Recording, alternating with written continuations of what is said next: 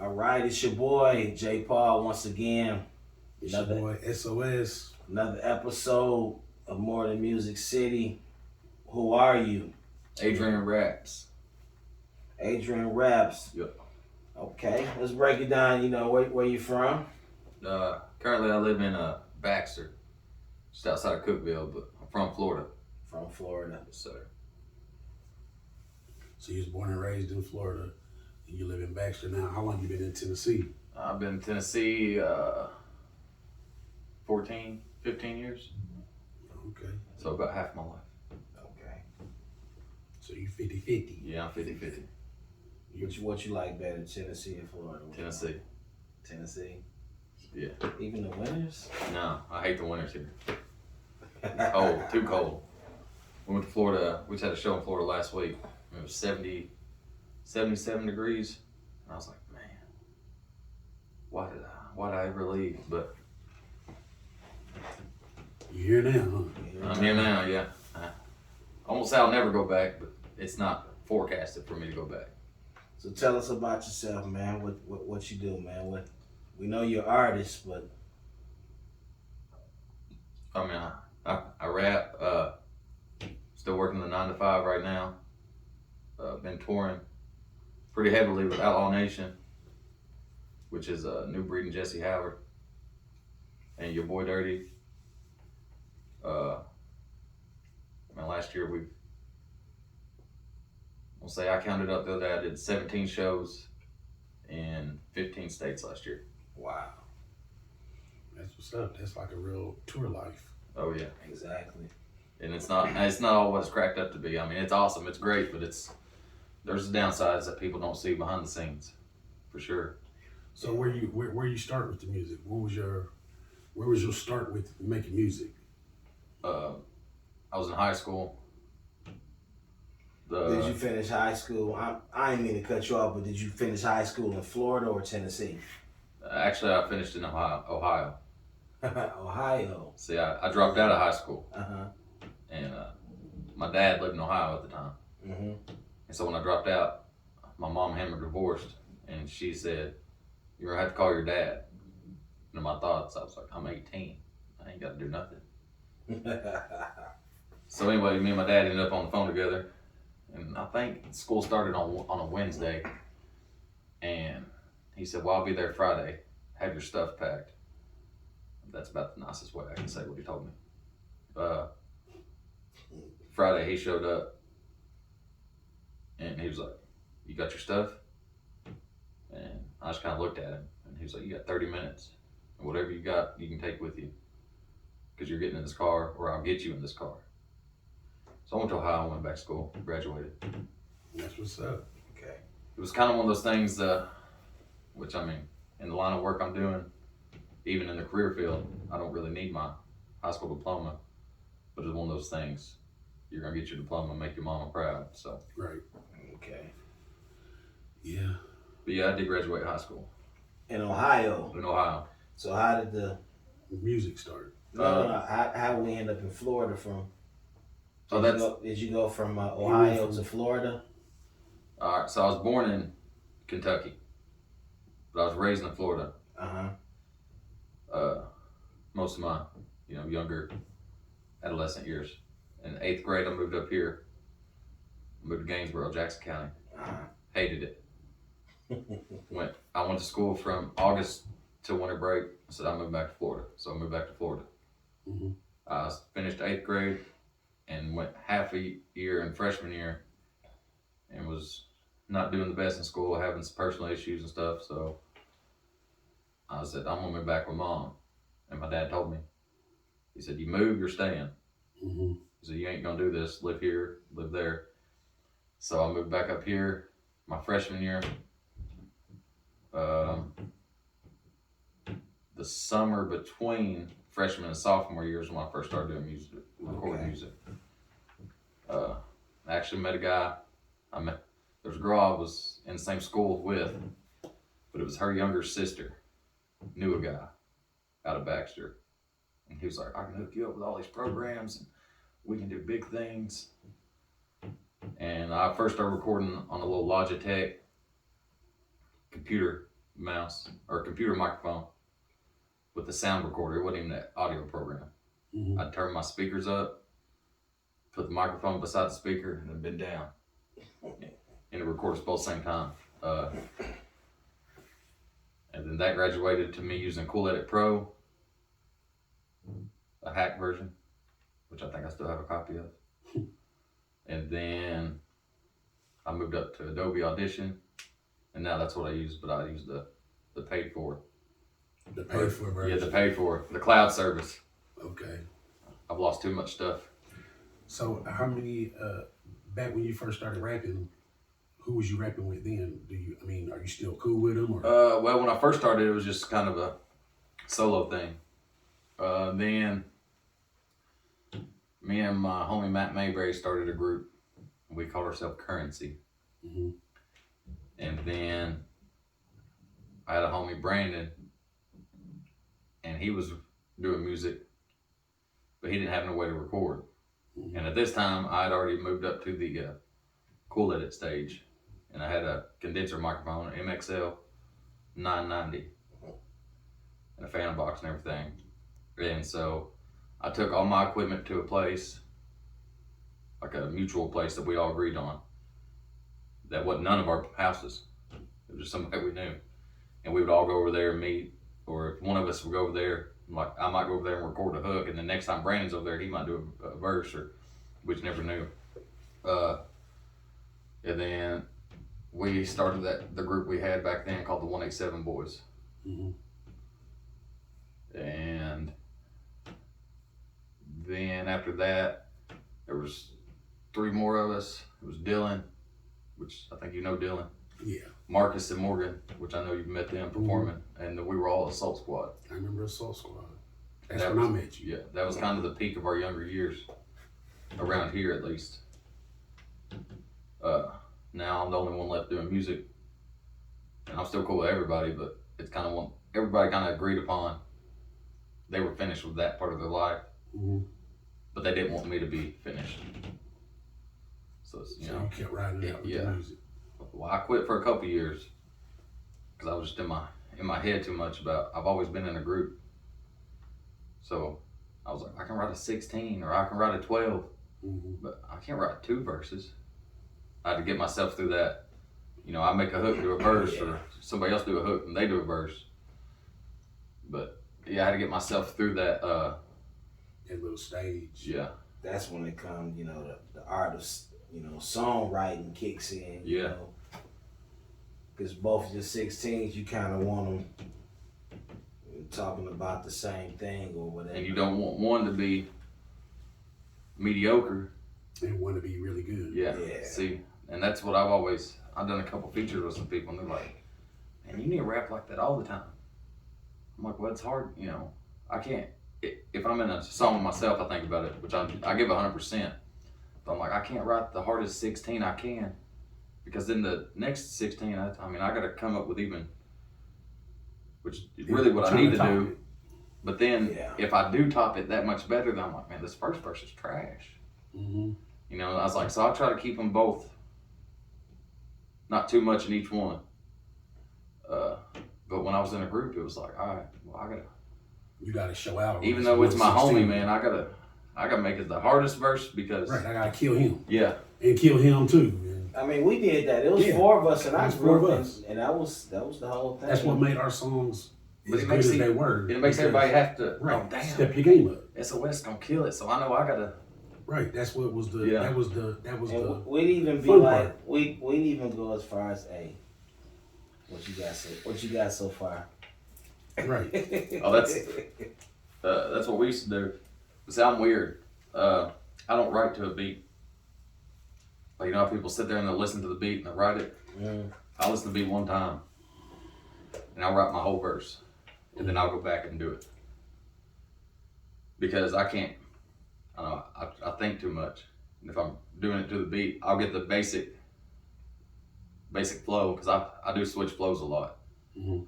Even I did a verse for a guy named Sean Paris that lives in Charlotte, and I sent it to him, and he was like, you switch flows like 4 times in this verse. I was like, yeah, I didn't even realize that when I was writing it. Did he like it? Oh, he Okay. told me it was dope. But yeah, I don't write to a beat, so they would all be down. The house where we did a lot of our Assault Squad recording had a basement. There was a room built into the basement. We turned that into the studio, and I would go upstairs or go sit out on the front porch and write my verse, and then go back down and be like, all right, I'm done. So what's going on like as of right now? You're touring and everything. Did a couple of shows and you got an album. Is it God? I remember the name of it. I had it. The return of The ballad. the Ballad of Mullet Mike. Yeah, the Ballad of Mullet Mike. How's that doing so far? It's still available on all platforms, right? Yeah, it's on all platforms. I have physical copies as well, and I got merch like this in my hoodie, featuring raps. You're supposed to bring us one. What happened, man? Well, I know what sizes y'all wear. I swear I was looking at my t-shirts and I was like, I don't want to take the wrong sizes, and I didn't want to bring all my merch. You gotta bring a big one for me. I'm a big guy. I'm a large. He's a little guy. I was gonna bring a 3. He's a little guy. Yeah, he's a little guy. You could have brought him a medium. But I did bring out each one of these. Yeah. Okay. Right. My decals I had made. These for the vehicles? Wherever you want to stick them. Oh, okay. I mean, vehicles, bathroom. But the logo, this is the same logo that's inside the CD cover. But I didn't have my name in it. I didn't have Adrian Raps in it. So I ended up putting the Adrian Raps in there. And since the last time I've been here, I have a website now, adrianraps.com. Okay. And I do have there's a link, there's a tab that says links, which opens up my link tree, or at the bottom you can click my Facebook, Instagram. All of that stuff. Yeah, all that. But right now I'm working on a 30-track double album. 30-track double album. Yeah. Solo album? Yeah. Okay. It's gonna be 15 on each album, and it's gonna be called Adrian versus Mullet Mike. Kind of like T.I. did the T.I. versus TIP. Mm-hmm. Yeah.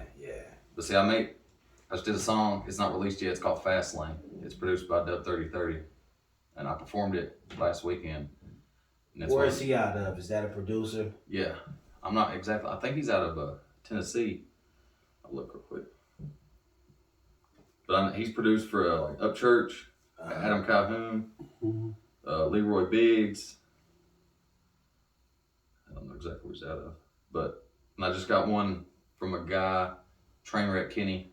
He's just produced a beat for me, and that's another big thing that I didn't realize. Exclusive beats, they are very important. Oh yeah, every track that we ever recorded as a group or a solo artist was all exclusives. Like we had our time periods where we went through a stage where every beat was produced by this producer, and then we went through a stage where every beat was produced by this producer for a while, and then we started reaching out and working with other producers, over time. But we've Well, now I've noticed like the Trainwreck Kenny guy and Dub 3030. I've talked to both of them personally. They're both super cool guys, and they're both really good. Like I sent Trainwreck a reference beat, and I was like, I wrote it to this, but I don't really want it to sound just like this. It was too much like too country. I wanted it to be more like trap country. Where does that sound? And he was like, all right. 2 hours later, he had a whole beat made, sent my email.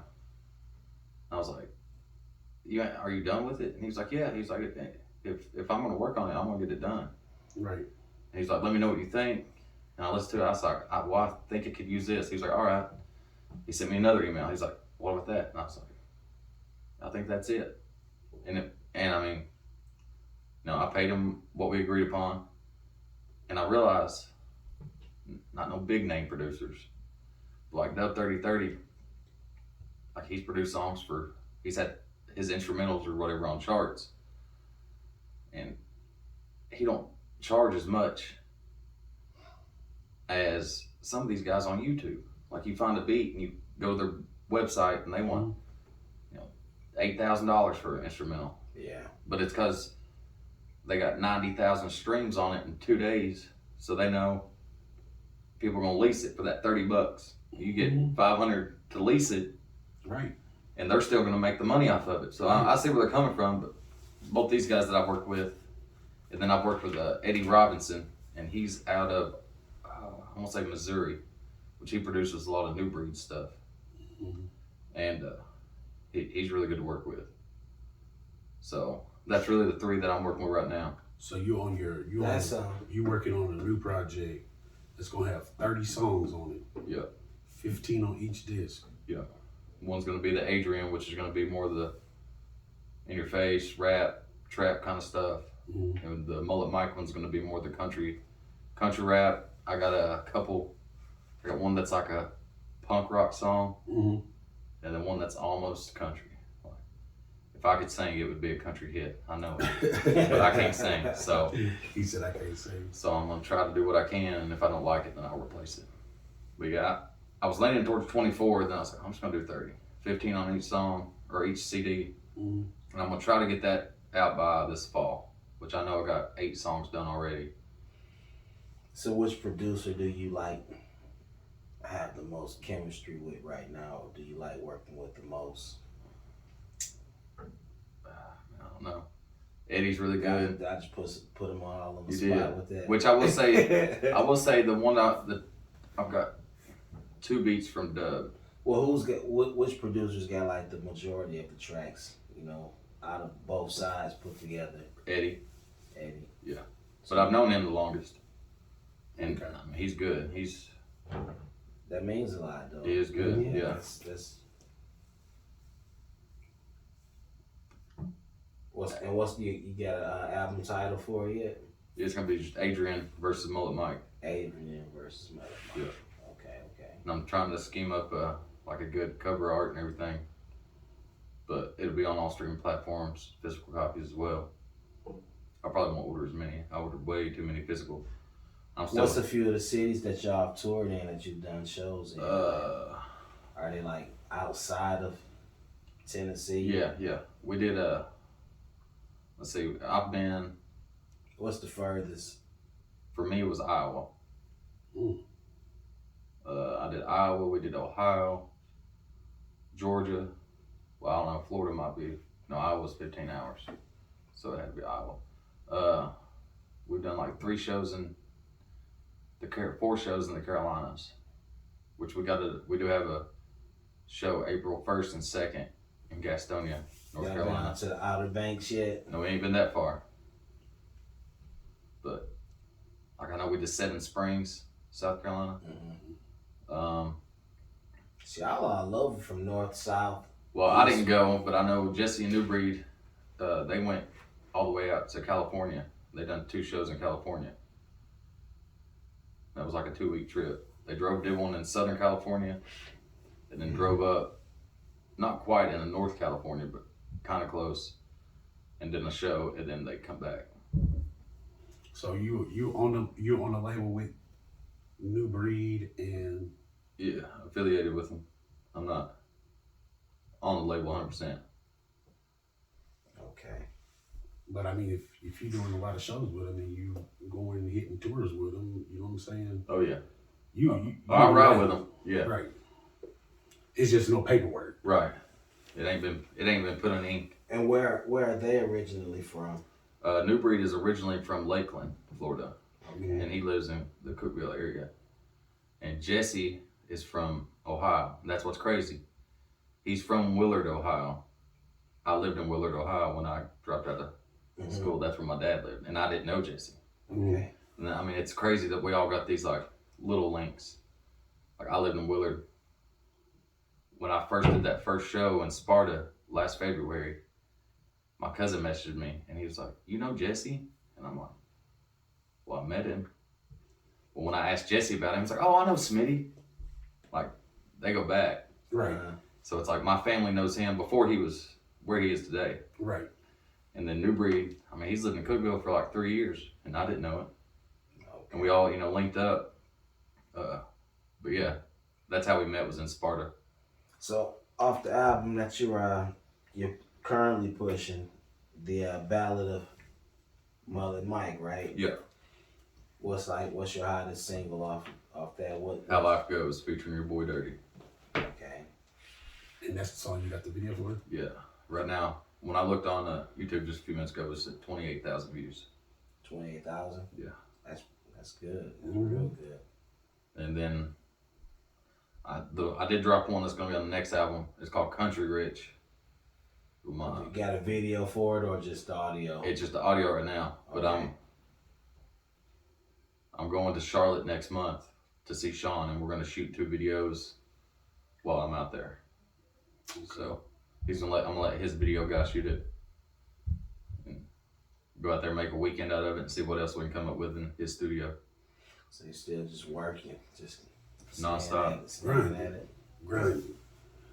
So, who's some of your favorite artists you grew up listening to? Grew up. Like, grew up listening to, I mean, and then you can go into, like, what artists do you listen to now outside of yourself and, you know, the... Immediate Outlaw Nation. Alright, so I listen to a lot of Eminem, obviously. I mean, that was my generation. Tupac, Ice Cube, which when I was listening to Ice Cube, it was after his NWA. Yeah. That was the good Cube. Which one? After the NWA? After the NWA. You said the what? The good Cube. Why say that? Just because he was, like, really Ice Cube. He was really in his bag Okay. after NWA. Yeah, after everything settled You down. said, when you said the good Cube, I'm thinking that you mean it's like. Like, he's a good guy. Yeah. No. Okay. And I then mean, the Cube that I liked was after the NWA. I listened to a lot of The Game too. That when his first album dropped, I wasn't ever really a big 50 fan. So you like a lot of West Coast music. I do like West Coast music, and like Texas, I listen to a lot of Paul Wall, UGK, Yeah. which is weird. And now I love Luda. I think Luda's the real king of the South. We ain't You got say hitting on that. you're not a big 50 fan? No, I mean I like some of his hits that weren't his hits. You know, like Mini Man. What about even? I mean, but his first album though, it's hard. I'm like, not to like that one, to Get Rich or Die Trying. I mean, I like that album. I ain't trying to force 50. Oh no, I know. I ain't trying to force 50 on y'all. Oh, I liked him, and I would say that was probably his best album. It really was. Now he had some good songs on his other albums. So, but right now, who does Adrian Raps listen to? I'm like, what's a couple of this gonna sound old school, but what's a couple of CDs that's still in your CD player right now? What's on your playlist? What's on my playlist? Well, besides Outlaw Nation, let's see. I do listen to Tom McDonald. I really just watch his videos because I like to see the controversy. He's not the same, but he reminds me of the old him, the controversial. Yeah. Let me see what I can stir up. I listen a lot of Jelly Roll. Like you listen to like new Jelly Roll or old Jelly Roll? Both. Okay, my question is, and I'm like, and I know other people probably want to know the answer to this one. Okay, the music that you do is called what would you classify it as? Real life music. Real life music. So people who it's not me now, you know, I like music, but people who refer to your music as country rap music. Yeah. What do you say about that, man? I mean, I don't really consider it country rap, and I see where people get it from, but like you say country rap, I think Colt Ford. And I don't have anything against Colt Ford, but I do have a song that's could be considered country rap. I mean, but no, I mean, my thing about it, even if it is, because my question leading up, you know, from that was going to be, it's like, what inspires you? I mean, is it a mixture of everything that you listen to? It is, because I mean, I do listen to, I find myself now listening to more country music. So I think I really turned to rap music as a kid because my mom didn't want me to listen to rap music. It was no rebellious. And I heard the Eminem at that time, which was the Slim Shady EP, Marshall Mathers. I heard those, and you know, I love my mom to death, and I would never talk about my mom the way he did. But it was like his mom didn't want him to do this, so that's what he done. Yeah. And I was the kid that I had my headphones on, my Walkman in my hoodie pocket, and I was walking around, and I didn't listen to nothing else. She'd tell me to clean my room, and I couldn't hear it because I was hearing Eminem. Right. And at that time, she was one, she was like, well, we drove down the road, and she turned on a country station, and I would just talk or yell, just be as loud as I could because I was like, I don't listen to this. Right.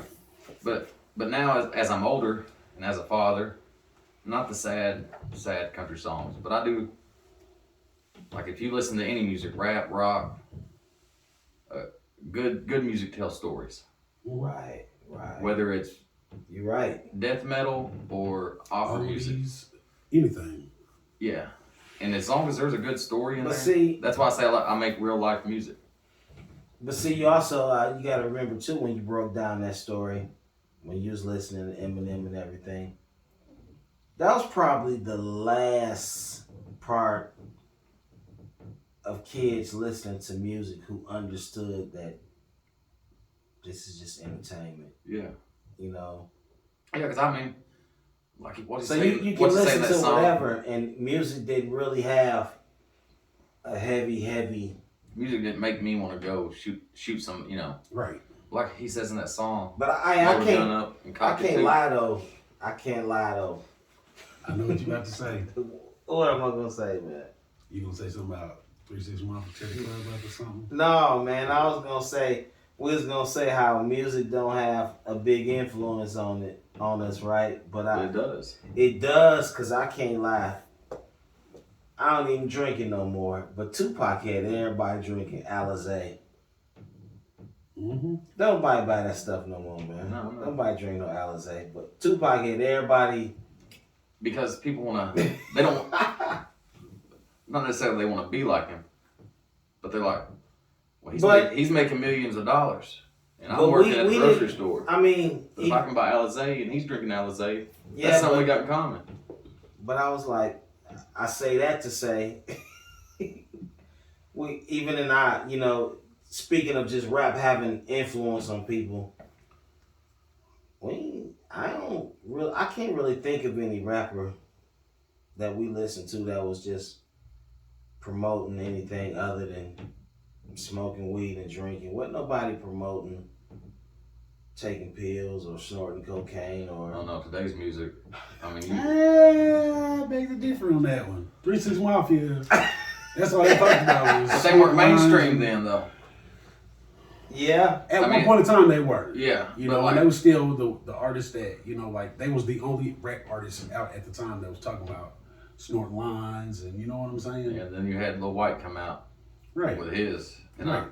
That one was. But, that's where all the reality of people putting in their music what they was really doing started from, really. Because, over the 40 years that rap music's been alive, you know what I'm saying? You've had so many artists, for decades at a time that would talk about stuff that they really wasn't living. You know what I'm saying? Yeah. You got, still to this day, you got everybody running around talking about they super gremlins and they snipers and ain't nobody killing nobody, man. No, they not. No. As soon as you shoot a gun and you shoot somebody even before you kill them, you locked up. You know what I'm saying? That's why. Or not only that, do you really think that? Especially now, because everybody got one of these. Mm-hmm. But not only that, but do you really think that with the feds watching the way they watching, do you think somebody is going to kill somebody and rap about it? Not today's age. Nah. But no, you know what I'm saying? Before I get off topic, that's just what I was,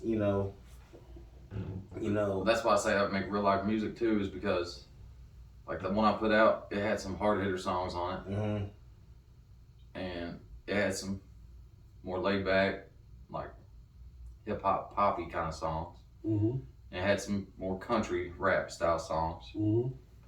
But there's something for everybody to relate to. Who was the artist, I guess, local, worldwide, or what have you, that you would love to collab with or work with, that you hadn't got a chance to work with? Really, I don't know, because I don't think about that anymore. If that makes sense. Used to, that's what I wanted, you know, was Yeah. the people I mean, there are some people I would like to work, you know, would love to get a song with, but it's not something that it's one of those, I have to have a song with this person. Or even like, I guess, producer wise, who was like, what's a major producer that you would love to just sit and vibe with, or actually get a track from? It would have to be Dr. Dre. If I could just have any producer in the world, it would have to be Dre. And I don't know why. Yeah, we know why. I mean, but I mean, out of all the producers, because there's hella producers out there. Like Kanye West is a great producer. But Dre's the GOAT, though. Yeah, Dre is the GOAT. But I would have to. My thing about it is this, though. Okay, I look at it this way. The difference between Dre and Kanye to me is I can hear a Kanye beat and I can say to myself, who made this track? You know, because Kanye, you know, he's all over the place with beats, you know. But Dre, come on, man. When Dre drop a signature Dre beat, there's no question asked. You know, you can say, man, that sound like a Dre beat, or that sound like a Timberland beat, but you really can't say that. That sound like a Kanye beat because he samples so much and he's been through so many stages with his music. Right, I know what you're saying. Yeah. So yeah. Yeah, like you got The Good Life Kanye. You got the 808 and Heartbreaks with no bass in his music, and you know what I'm saying? And then you got his new Went Off the Rocker Kanye. Mm-hmm. His gospel. It's crazy. So yeah, I guess that's why I mean, yeah, when you say you want to work with Dre, you be like, I don't know why. I'm like, yeah, we know why. Yeah, but I mean, at everybody you can you know, and off top, you know, you got a single on your hand. Mm-hmm. Oh, it's definitely a single. You got a single. Yeah, at least gonna be was it gold? Oh, it's at least gonna go. Yeah. That'd be happy. Do you play any instruments yourself, or no? Are you into the beat making or anything yourself? I'm trying to learn. I bought Fruity Loops 20, the newest one, and I got a beat maker, but I don't have any to plug in, and I ain't went that far. I'm trying to learn with what they give me first before I go spending money on all this extra. Mm-hmm. And somebody's like, "Oh, you have to have all these plugins. You ain't gonna get no sounds." I'm like, "Man, if you come watch me make a beat, these plugins ain't gonna help me." Right. You gotta learn. First. I'm like, it's like trying to ride a bicycle again, step backwards. Cause I can write music. It's like that verse that I was telling y'all about where I switch flows like 4 times. Mm-hmm. He sent me the song and I listened to it on my computer at home, but he sent it to me not through Apple. So it played on my computer, but I couldn't get it to play on my phone because I got an iPhone. Yeah. So when I went to work, I just had the tempo in my head. So I write this verse, and I did have to change a few words around because they were just either the space was too long or the word was too long. So I messaged him. I said, "I'm about to lay this down." He's like, "What do you mean?" I said, "I wrote this verse while I was at work today." So I laid it down and sent it to him. And he's like, "How do you write that fast?" He's like, "It takes me 2 or 3 weeks to write a song." I was like, "I can just write a verse, you know. If that's what my mind's set on, I can get it done." But see, that's also, you gotta look at it when you're writing, when you're featuring on a song. Yeah. That's a little easier as compared to coming up with a whole hook and a verse, and so he's doing a bridge and everything. Because when you feature on the track, you know, give me the concept and the hook, and I'll make it happen. Mm-hmm. But because there's many nights we went to the studio, had the beat made, wrote the verses, laid the hook, laid the verses, and came on with a finished song. We did that every album, every song of every album. It wasn't no, let's go get some beats or send me some beats. We went and got our beats made. Yeah. You know what I'm saying? And recorded the same day. If I went back, it was probably because to touch something up. Not only that, I could tell your delivery is a little different when you're reading than when you're flowing it. You know what I'm saying? But see, I've noticed that too. Like, I recorded a song to perform, and it was one of those, I knew it enough, you know? Mm-hmm. I was like, I can make this work for a performance.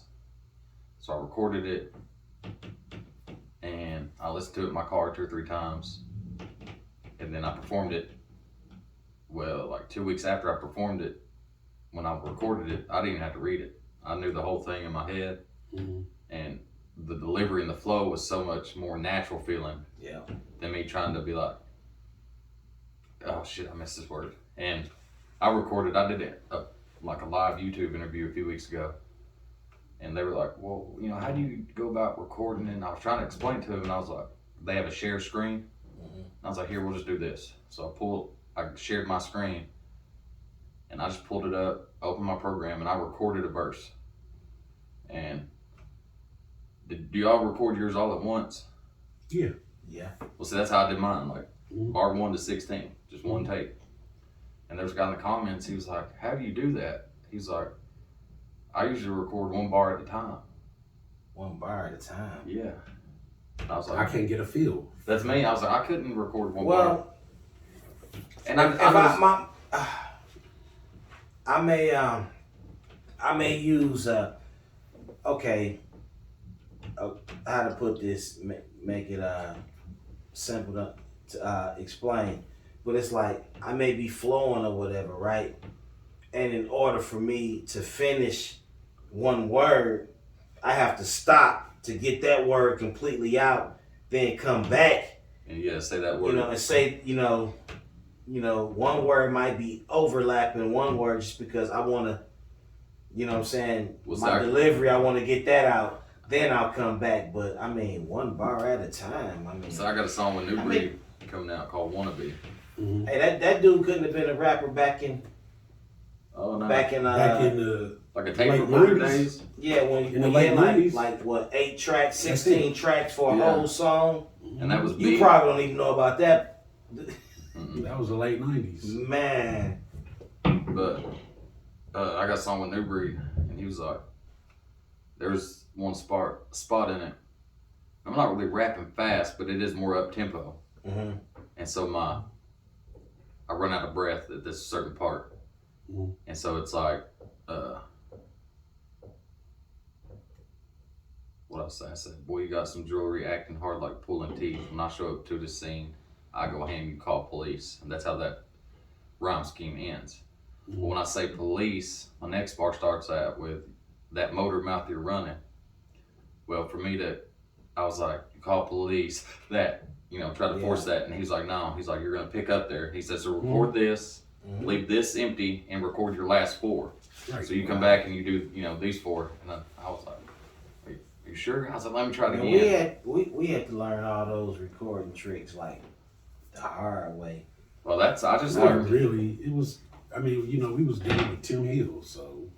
But guess what? Tim was even learning too. Because no. Well, I guess. You gotta think, at one point in time, even on my first album, which came out in 2000, I recorded a whole song where I just rapped every other bar, the whole verse. But guess what though? What I'm saying though is you wasn't always able to do that because you didn't have that many tracks. Right, you didn't have the technology. Yeah. But on my first album, we was at that technology. Okay. My first solo album. I can remember first Thuggin' in Public. I can remember recording at times where, hey, we the hook wasn't just fly. You didn't fly the hook. No, you said the hook. You had to say the hook every 3 times. You know what I'm saying? We go back to that. So it's like to save tracks. That's how you did the hook. You know. Well, see, that's what I've learned, and this is from the last 2 years. So, y'all know how the new dolls look, and they're all similar. You got your tracks. Mm-hmm. Well, I was going in, and so like track 1 would be my instrumental. Mm-hmm. And I always, on track 2, I always record the hook first. Mm-hmm. Well, I would record the hook, and then I would line all my hooks up throughout the song. So say it was track 2, 3, and 4 for whatever I needed. Well, track 5, I would do my first verse. Well, if I was doing a second verse, I would still be down here on like track 9.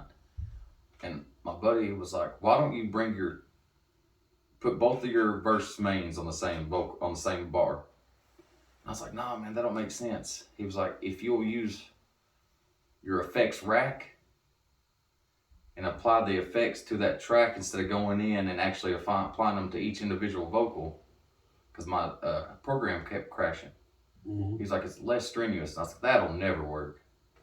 So I watched some tutorials, and that's how they were all doing it. And I was like, trial and error. I was like, "Let me try this," and it saves me so much time because I use generally the same effects on my main vocals, and then if I want any added, then I can go into my dubs or even go into my mains after I got those and find a little, something to actually apply to the vocal recording itself. I was like, why did I never think of this? Because I mean, there was times I wrote a 3-verse song when I first came out of retirement, you could say, and I had it on my old phone, so I don't even have lyrics for it anymore. But then I was like, I'll get back to this later. So what pushed you into retirement when you went into retirement? But the music really wasn't going anywhere. And so I was in my head, this ain't ever going to work. I'm never going to do this. Nobody's ever going to want to buy my music or listen to my music. And then I had a kid, and I was like, well, I can't be doing this and having a newborn at home. And so it was really just all of my emotions. Yeah. And so what made you say that, hey, people do want to hear my music? Well, I had a buddy that wanted, which you probably know, Young Clef. He messaged me and he was like, "Are you really done with music?" And I'm like, "Yeah, man, I'm done." He's like, "Well, do me a favor. Let's do a song together." And I thought about it. Of course, I still had all my equipment, and I was like, "All right, I'll do one song with you." So we did a song. And then he was like, "Come out to this, perform. You can do like 30 minutes or whatever." So I come out and performed. And the love never left. For the music. For the music. Right. But it was the mindset of I can't do both at the same time. Right. And I can't raise my son and work a full-time job and make music with the mentality of, why am I making this music? Right. So I was like, all right. So we did a couple songs. We did 3 or 4 together, and we were working on an EP at the time. And that's when I linked up with New Breed. And so, I mean, I quit doing music in 2017. And I started back in like 2019. And in 2020, I did a few songs. But I still wasn't doing music like I am now. But I met New Breed, talked to him, never met this man before. And there was just something about him that inspired me, just the kind of person he was. And that's why I say real life music, I get that from him. Because my music that I'm making now, there's still some songs I talk a little gangster in. I mean, I got guns, and if it comes to it, I'll use them. I don't want to, because nobody really wants to. Nope. But I mean, I was rapping about doing drive-bys and popping vans, and here I am scraping to get rent.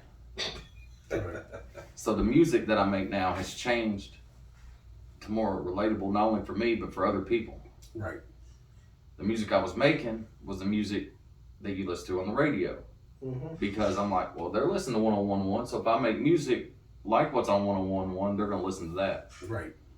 But my buddies, I won't say names, but the buddies that I would consider good friends didn't listen to that music, but it wasn't because it was bad music, but they're like, that's not you.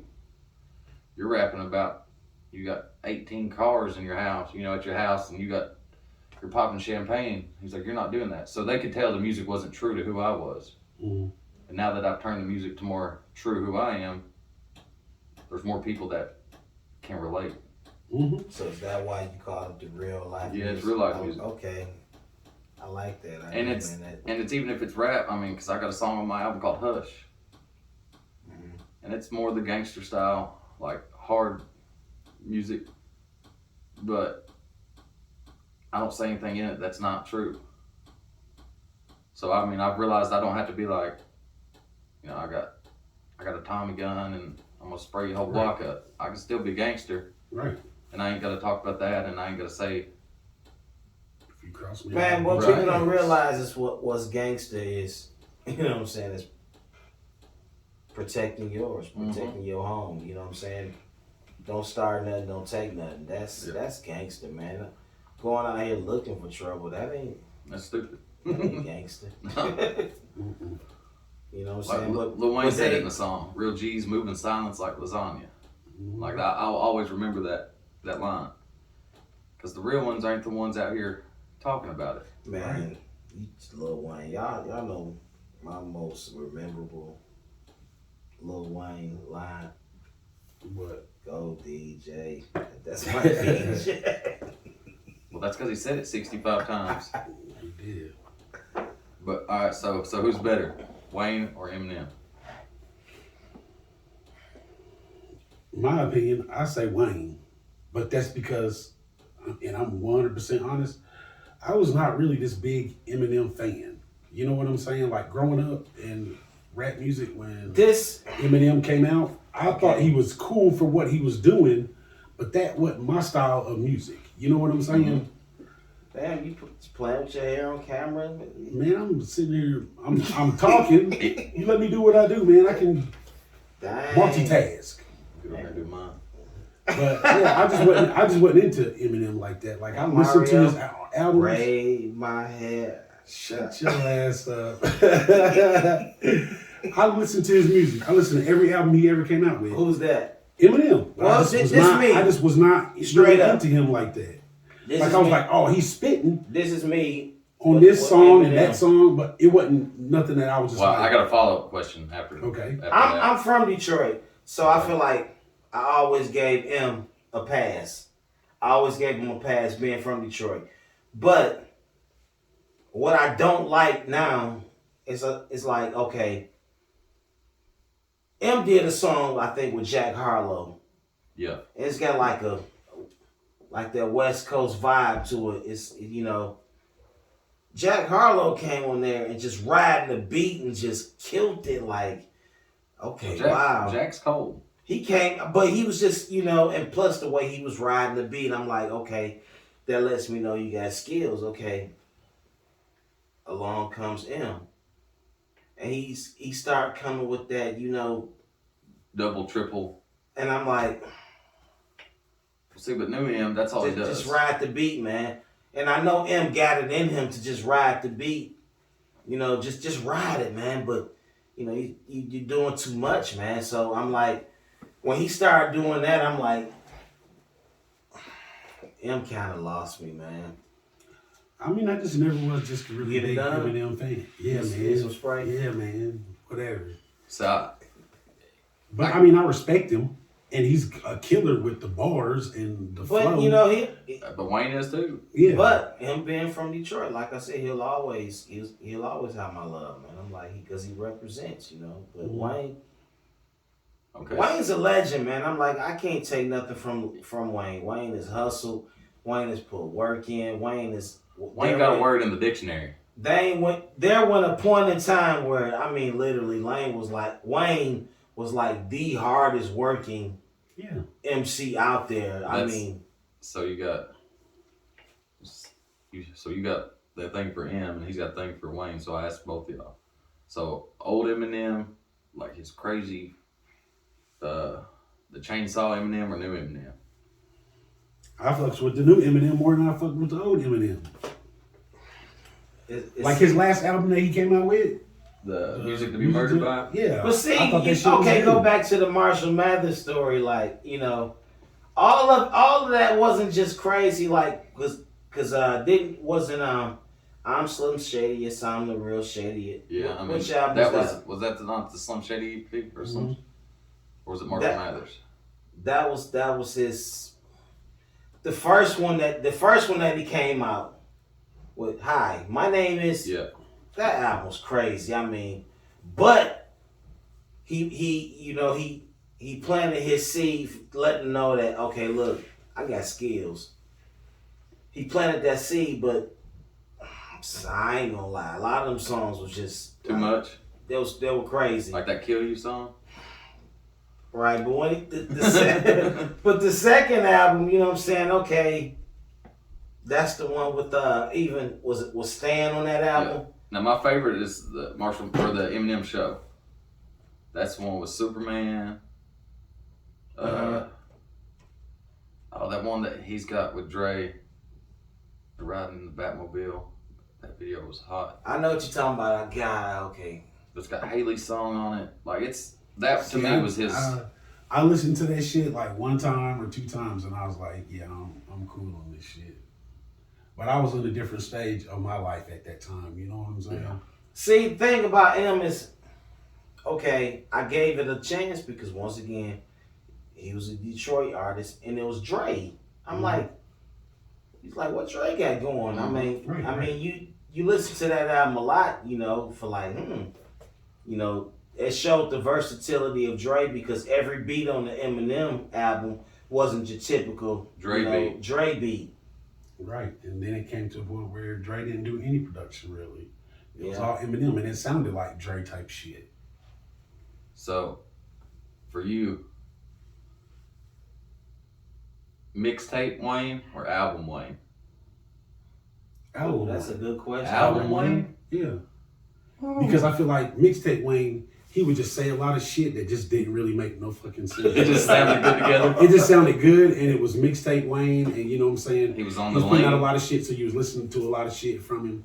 But then when he put out his albums, I feel like they're more thought out. You know what I'm saying? Well, that's why he had 65 mixtapes in between his albums. Right. I got a question. I mean, for both of y'all, since we on this type of hip hop trivia type stuff right now, straight up, all honesty. You gonna ask what I think you're gonna ask? Nah, man. Okay. Who? I mean, really, who's the better artist? Luda or T.I.? Luda. Well, it depends on what you. See, we got two different ones off top. It depends on what kind of what do you mean by artist? Say what now? It depends on what you mean by artist. That is true. You know what I'm saying? If you're talking about a better lyricist, you're gonna have like 7 out of 10 people's gonna say Ludacris because Ludacris had different kind of flows. You know what I'm saying? Punchlines. Yeah. Punchlines. Metaphors. And flow with his punchlines and metaphors and blah, blah, so and so. But if you're talking about, Now, T.I. did have some deep storytelling songs. Oh, he A lot more than. But T.I. also had trap music. Songs that was just strictly some street shit. Yeah. He had songs that, you could party to. He had songs that, But no, I vividly and exquisitely, no. Yeah. But I mean, like, and the totality exponentially. And the totality of both artists. No. Like, I like Ludacris a lot. I will say I like Ludacris a lot. So if you had to pick one's music to stay and one music to go.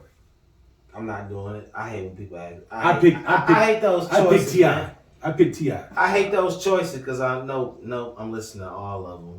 When if they say you can only listen to one or the two and you can't go back and listen to the other one no more, I pick T.I.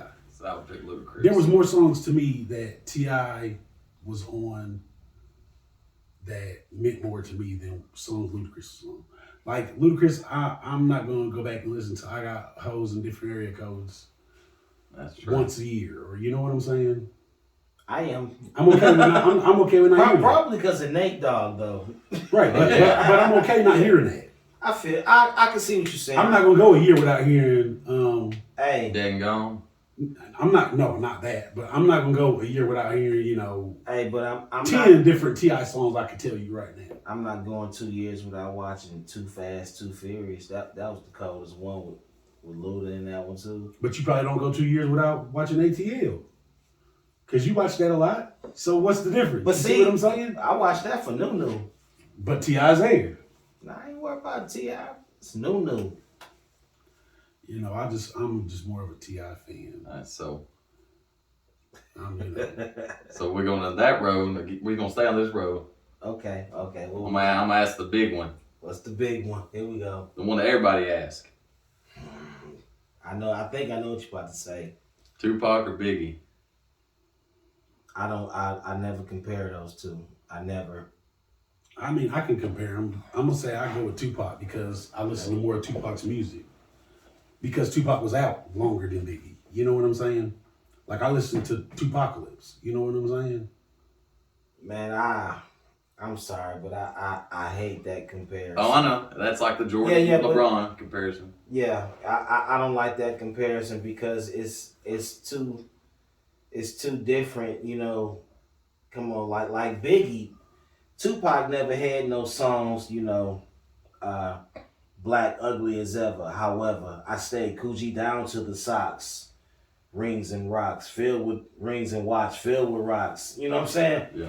Tupac never really had a song talking about how fly he was.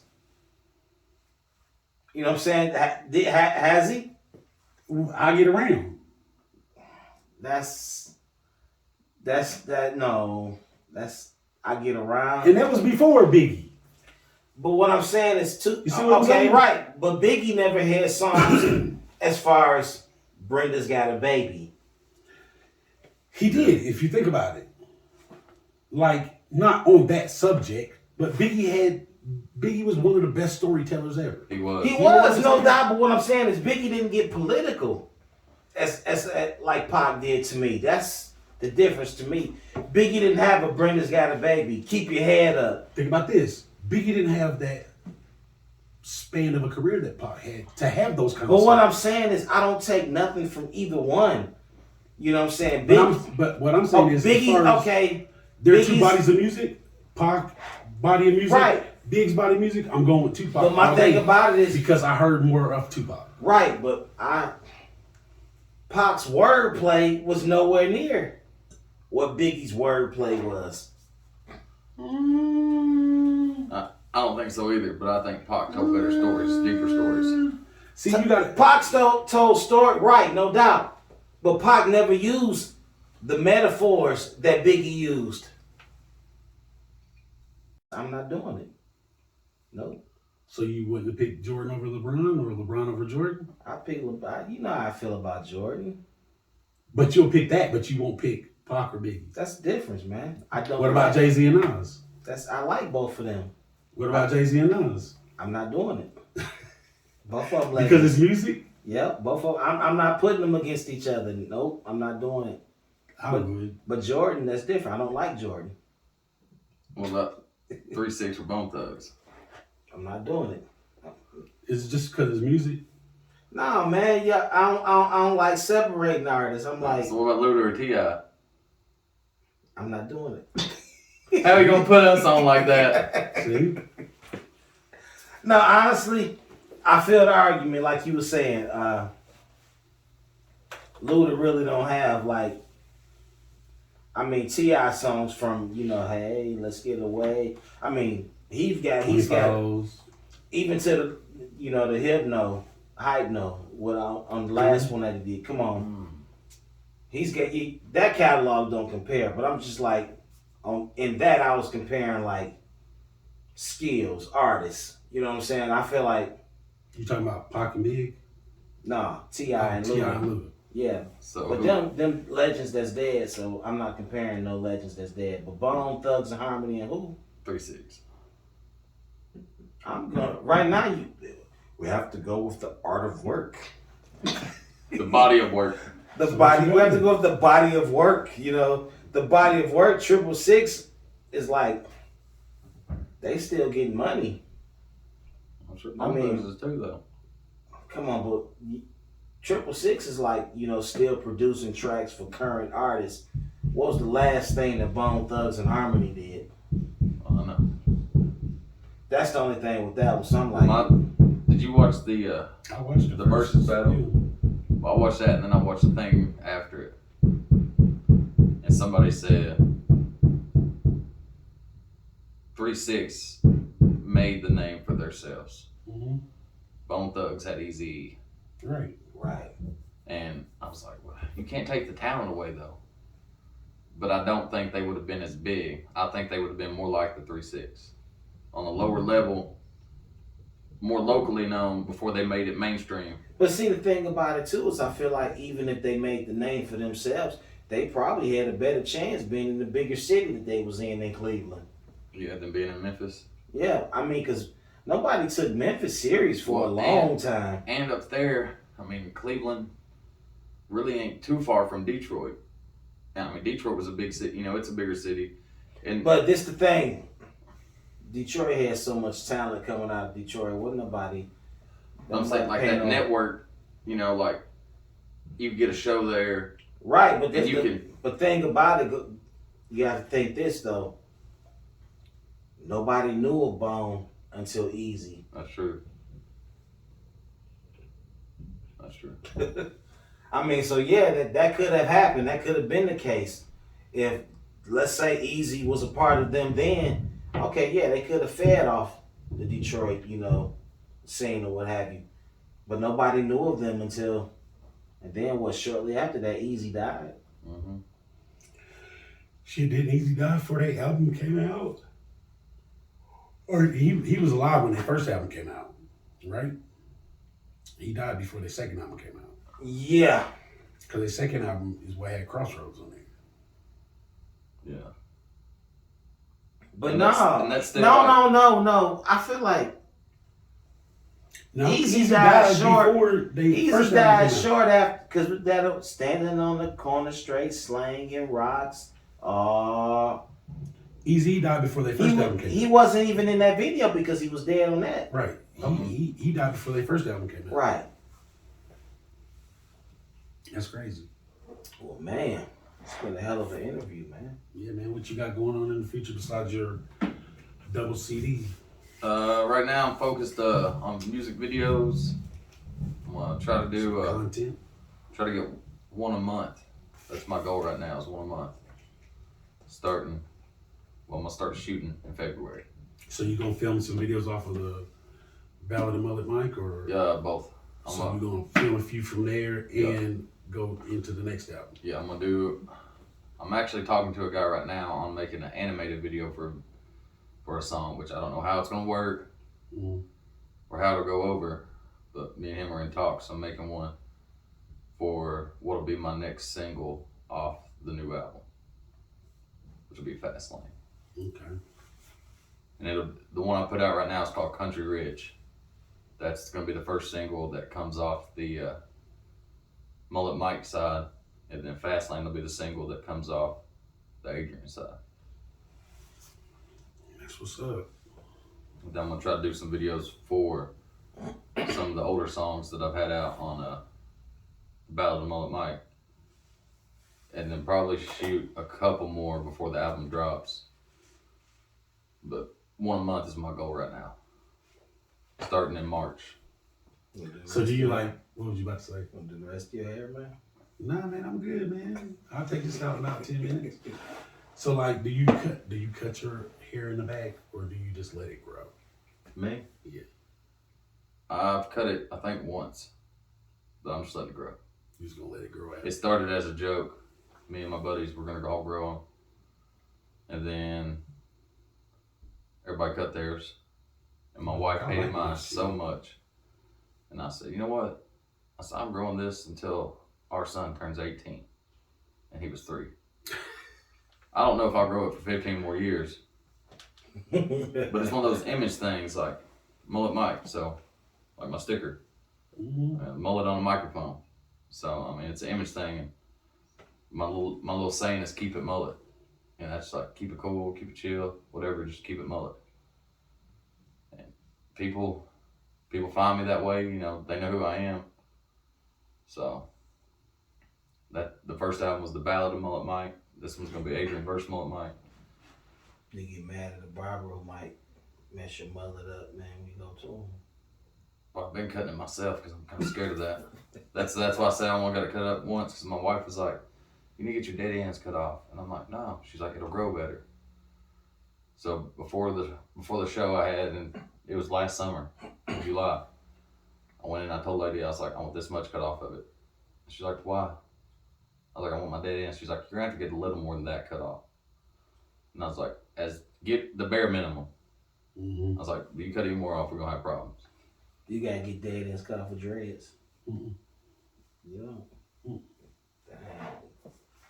Nah, man. This is it. My ends is... It's crazy. But his been growing a lot longer than mine. What you know with that? I don't know, man. Trim it up, let it grow, trimming them. About ready to go back to the waves, the 360. Whatever. So I wanted to grow the top of my hair out and cornrow it to my mullet. Like do cornrows To the back mullet? here, and then the mullet come down. Yeah. And I was like, no, because that's just too much work. Yeah. I know, once you start getting them braids, because I had my hair braided once, and it was like, to pay for braids, Well, that's what somebody told me. They said they're expensive. then the fade. Nah, I'm like, I can't talk trash about the females. You spend all that money getting their hair done. If I'm spending all that getting mine done, can't do it. And the time. Like now, I go in my bathroom, look at my mirror, and I just get my clippers out, and I trim the edges up. Tell my wife I come in there, and I'm like, don't let me cut anything past this point. And we trim it up. I'm all about that. See that? The cut. Go in there, book your appointment. Where's that at? That's it. The two barbers I deal with there in Nashville, man. Essence Luxury Barbershop. Give them a quick shout out. Okay. But yeah, so, hey, I don't, there's no more going to the barbershop, you know what I'm saying? Hey, how many you got? How many you got? You don't do that no more.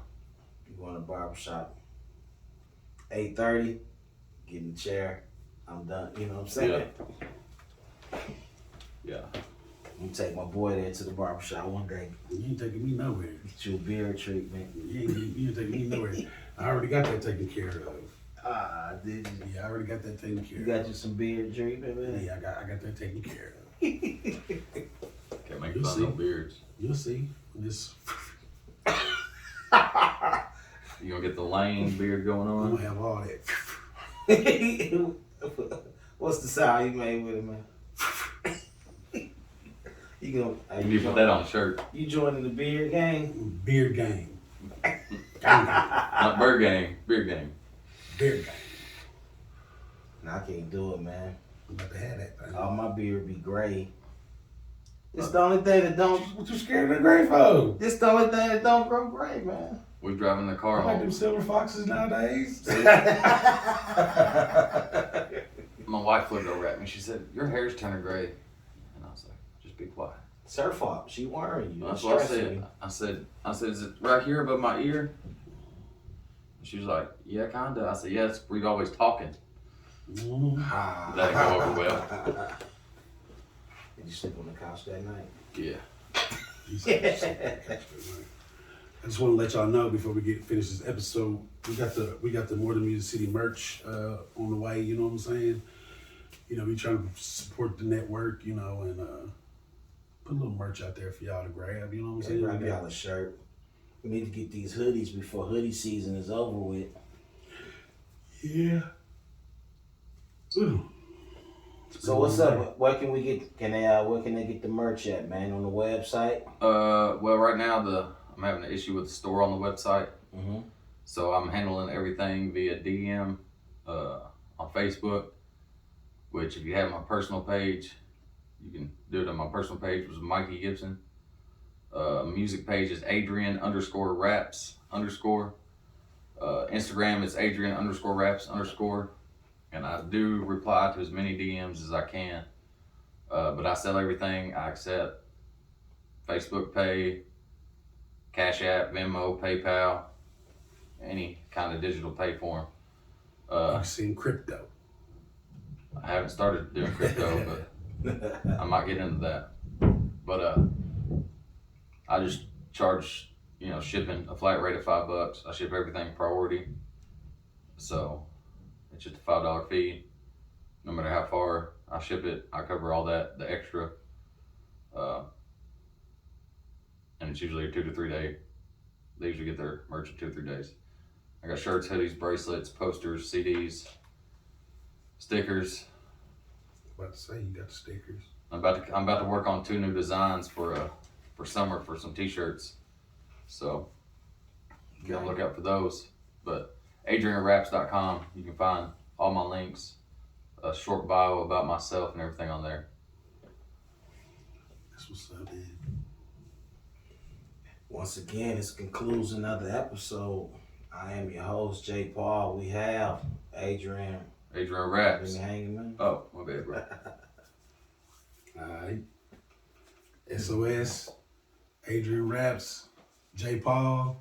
Once again, More Than Music City Network. Outlaw Nation. Alright. We out. Alright. It's another recap. Your boy J. Paul. It's your boy S.o.s. Man, we here today, another episode. More Music City Network. Tell them Who who are we you? had, man. Who do we have? We had today? Adrian Raps today. Adrian Raps. Yeah. Mullet Mike, man. That's it. That's it. And he broke down to y'all, man. Y'all can squash all that country rap tune stuff, man. He broke it down for you. Nah, man. That ain't what it is. That ain't what it is. What he said it is. It's real life music. Real life music. Real life music. Reality man. rap. Reality rap. Not that country shit. It might have, a little Little twang this, a to it. little of that, you know what I'm saying? But he got skills, man. Dude can spit, man. Yeah, it is what it is. He be spitting. Good music. You seen the shows this year? Last year he had Hella shows, shows, popping. man. Got the merch. He's He not hit us with the just, hey, stickers this time. but he ain't just touring. No, but the Tennessee. crazy thing is we'll just go ahead and put this out there. Yeah, we had already filmed an interview with him, but we had some technical difficulties last I time. know, so man. we had to bring him Try- back. We had to bring him back. We had to bring him back. We couldn't let the show go on without having him come back, so we could do it again. So y'all finally get to see that episode because we've been posting on the intros that he was gonna be on the show, which we already had him on the show, but now he doesn't come back. Was it my camera or your camera that was I messing don't up? even know what it was. It was probably both of them. Good.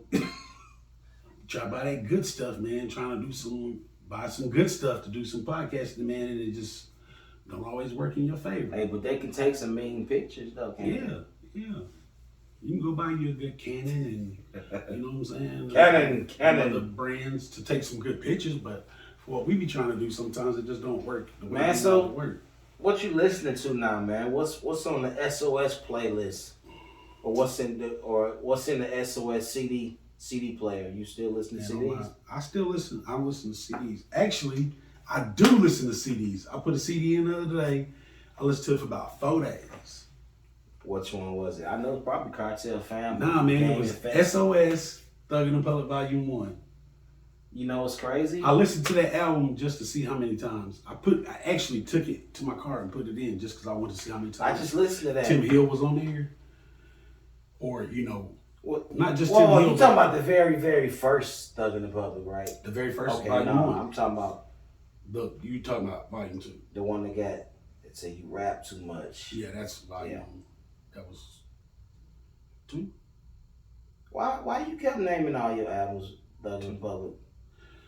Just because, man, that's what that was Volume 1 and Volume 2. And Did you then stop I playing still with your hair, man? Damn. It keep getting in my way. So I got Volume 3 that I'm going to finally release, the Volume 3. And it's called... Shake it back again. Shake it back. I do it like that. You just got to throw it back. But so Volume 3, Thuggin' and Poet, is called Life After Thuggin'. Life After Thuggin'. Yeah. Thuggin' and Poet, Volume 3, Life After Thuggin'. You don't want to be a It's thug over, no more. man. You don't want to be a thug Nah, no man, more. I'm Papa. I'm Papa. Yeah, so this last album is gonna be Life After Thuggin', and it's got some nice music on there. I got the song featuring 3 Cartel Fam members, Better Than Me. I got God, somebody just posted the other day of that, man. You can't be posting when you in the booth because people don't hear. They see that, but then they don't hear the song. They don't hear the song. Yeah. Yeah, that was a while ago we recorded that. I know. But yeah, plus I still got the Thug Money project. Thug Money supposed to drop. Okay. You know what I'm saying? But I've been listening to that s.o.s. Thug and Pub Volume 1. I'm about to put that out digitally. So how many times was Tim Hill on that album? And Tim Hill was on the album like 6 times. When we did an interview with Tim, we was like, maybe we had him on probably 15 different songs. I had him on my album 6 times. Whether he did a hook or he did just a hook and a verse on the song. I know just off top. The first song I ever recorded with Tim Hill was Me, You, and Tim. Time's Up. Time's Up. That's crazy. And he's, I know, at least 6 times on our album. Which one? Let's say... First Cartel or... Oh, man, yeah. The First Cartel. Yeah, Stressed Out. He's on that one about 6 times. I know he's on the... Ahead of My Time. One. He's on that one. Multiple times. 5 times, because he did some hooks. And, yeah. Yeah, I mean, we've always... What industry artists you listen to, man? Who you I've been on right that now? Boosie right now. I was on that Boosie real hard. Man, this is like one of Boosie. He put out 2 albums in the same day. And one of them was called Mississippi or something. It was alright. But then he put out this other one. My son got me on that Back to BR. So is it YBM Corday? He ain't YBM no more. It's just Corday. Just Corday. Okay, this ain't rap music. Yeah. This straight up. I ain't like that shit. I can't even lie. What? I listened to you know that what I'm shit. saying? Hey, yo, I listened to that shit like 2 or 3 times, and then I was like, this shit just really ain't hitting with me. I'm just deleting this shit. I delete that shit off my phone. I just did. Just had to go. That shit just wasn't hitting, man. But you listen to Boosie. But his old shit was good. When he was YBN, his shit was good. Better than it was that new shit he put out. It just wasn't clicking with me. I've been on that, what's the dude's name, man? NLE Chopper. Okay. His shit's alright. I've been on that new NBA Youngboy. His shit's alright. There you go there, man. His shit was alright. It wasn't as good as everybody. I'm not really like feeling dude like everybody else is and shit. Like he's the #1 YouTube streamed artist. Who's that? NBA Youngboy. Yeah. But I just ain't feeling this shit like that. It's okay. Like I can listen to it a few times, but then I'm just like, I'm over that shit, and then I won't listen to it for like probably the next 2 or 3 weeks. I just don't be understand. Like you say that he's like the YouTube #1 artist, and I'm like #1. I'm just like, if you look at the top 10, if you look at the top 10 streamed songs out of the top 10, he's probably got 5 of them on YouTube. Get money. Yeah. And then what else I've been on? Something else. Watch your Lakers. Lakers just suck. Trash. Like you got Anthony Davis back, but LeBron trash. And now Anthony Davis is wrist hurting. Trash. Westbrook throwing up bricks hitting the top of the backboard. Trash. Carmelo arguing with fans. Trash. What them Pistons looking like though? Trash. There you go. That's what I was like to hear. Hey, but we young. We gonna be all right next year. Okay. Next year's next year. Hey. Whatever. I'm like a UT fan. Every year. It's our year. So when it happened, guess what? I was still there. I was still riding with my team. I don't say that. I don't say that. You don't hear me say, win, lose, or draw. I'm still a Michigan fan. You don't hear me say that about Detroit Lions. You don't hear me say win, lose, or draw. Are you still? Yeah, I ain't gotta say it's a given. You know that. Oh, okay. You ain't gotta say. I ain't gotta say that. We was on 17, and guess what? You still Detroit? That's right. We're gonna win next week. Yeah. He said we was 0-17, but we still gonna win next week. Y'all went with the shit. Hey, was on 17. I'm still rocking my gear. I know. And I didn't have to tell nobody. I had to tell you y'all won this year. Remember that one day you was with me? You was like, I wonder what Detroit did today. I was like, they won. He was like, no, they didn't. I was like, yeah, man, they won. Cause they was messing with our draft pick, man. I know, man. Y'all can cancel that. Well, we got number 2. We got number 2. But what you been listening to? I've been on my old school kick, man. I've been doing the Can We Talk challenge. What's that? You ain't seen it? No, I don't know about that. You ain't been doing the 7 count? No, I don't know about Can that. We Talk challenge? No, man? what's that? Yeah, sing the song. Yeah, sing the hook. Can we talk for a minute? Can we talk? Nah, let Timmy handle all that. You know what I'm saying? Hey, for a year, like Wanye from Boys to Men, Tank on there doing it. It was a few of them on there doing it. So No, I don't know about I did it, but I just didn't go live and record it. You know. See, that's what y'all R&B fans do. Y'all do Can We Talk challenges. You act like you don't like R&B, man. Quit fronting, man. Because you sure as hell didn't pull your wife to no rap song. I did. What you pull it to? INDEB.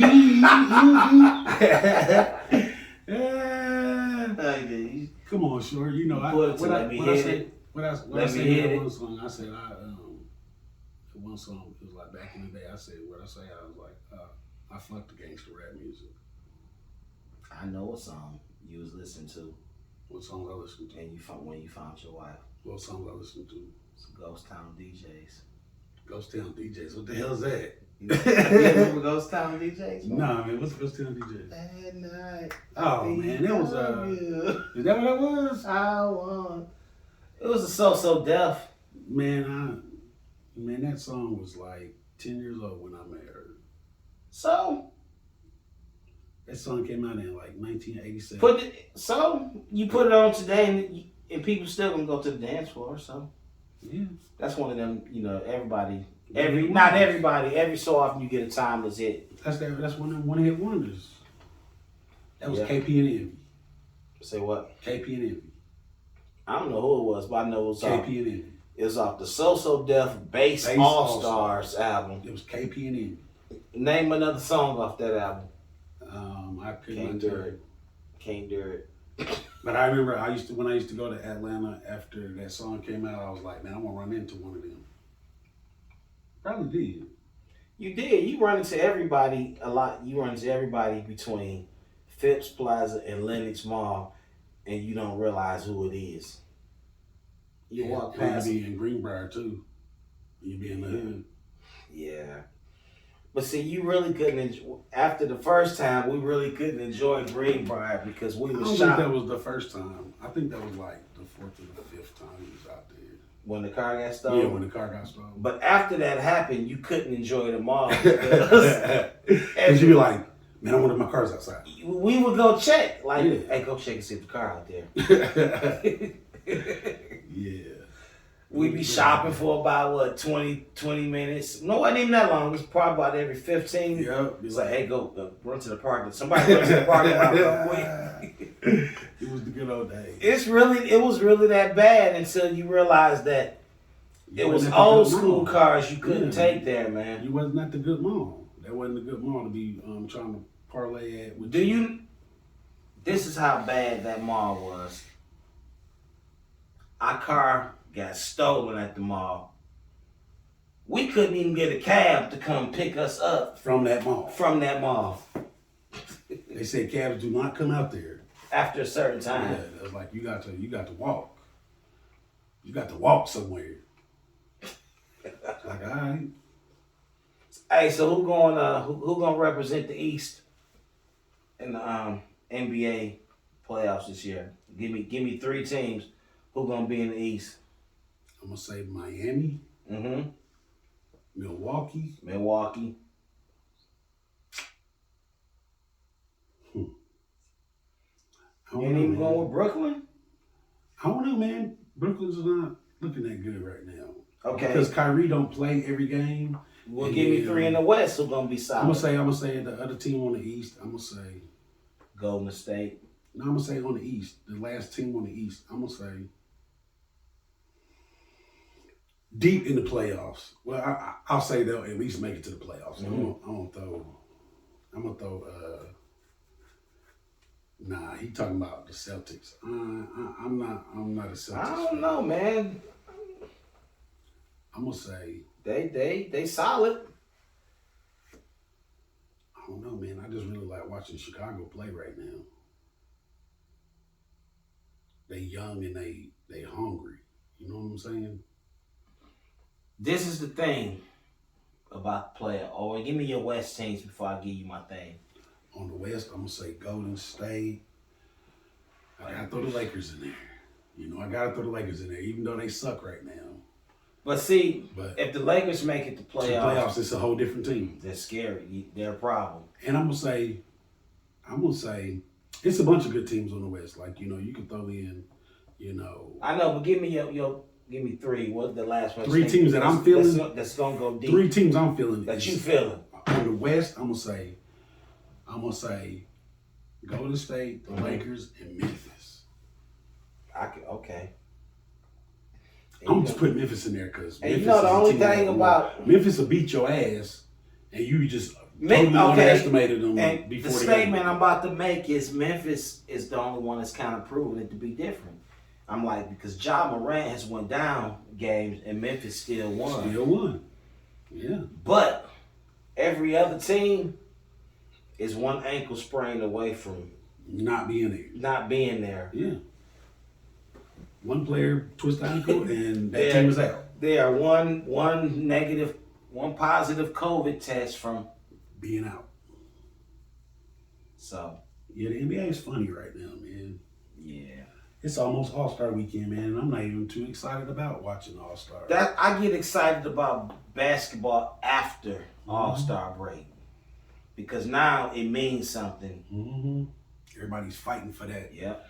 8th spot. You know what I'm saying? The Lakers is gonna be fighting for the 8th spot. Is what's gonna happen. You think they're gonna be that deep? Man, it's looking like that. Yeah. That's the way it's looking. Well, it's another wrap up here, man. Yeah. More than Music City, man. More than Music City, man. Hey, mess with your people, man. Who Are You episode. Adrian Raps. Hey, go like, subscribe, all that good stuff, man. Yeah, man. Holla at your people. Go look at some of our past episodes too, man. Because, you know, we had some good people on these. You remember Adrian Raps the first time he was here? Tyshawn, when they did that old hot chip challenge, Yeah, man. he said that messed him up. He said he was messed up for like throwing up sick. Hey, but he got that money though. Got that money though, yeah. He said, "Give me that money." Yeah. Well, I'm your boy J. Paul. Your boy s.o.s. We out, man.